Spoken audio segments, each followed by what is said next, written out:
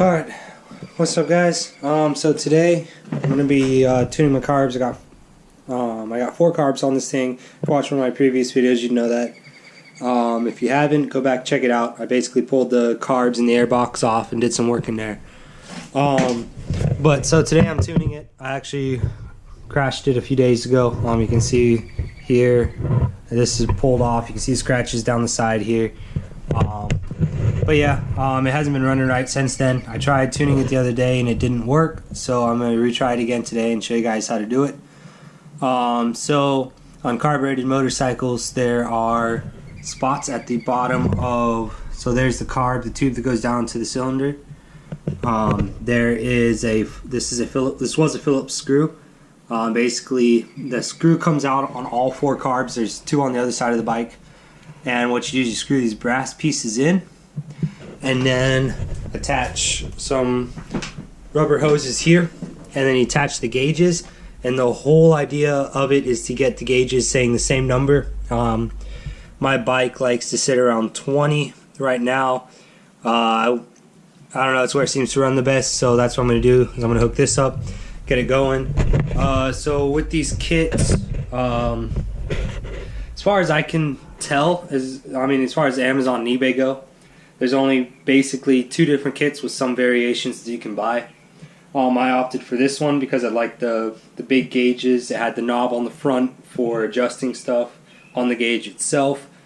Plus it said it fit a Goldwing. It's got 4 gauges and I've got 4 carbs. Now if you only got 2 carbs, you'd only need a 2 gauge one. So that's the kind of stuff you're looking for in that.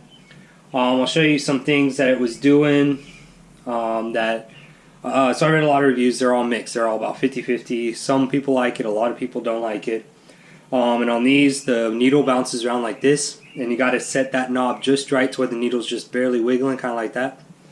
But that was something people were complaining about. Overall, if I can get it set right on these, it usually takes me twice. When I tune it, I do it one time, take it out for a ride, and then I do it again. And by the second time, it usually runs really well. My motorcycle needs rejetted, so that's a lot of the issues I'm running into. I opened up the intake and opened up the exhaust, and because it's carbureted, it's still spitting in the same amount of fuel, but it's getting more air. So I have to rejet it to get it to run properly, but I can get it running really well with that kit. So without further ado, we'll get to it. Alright guys, so I got the bike running. The bike's supposed to be warm before you start doing the tune on it, or it's technically called a balance.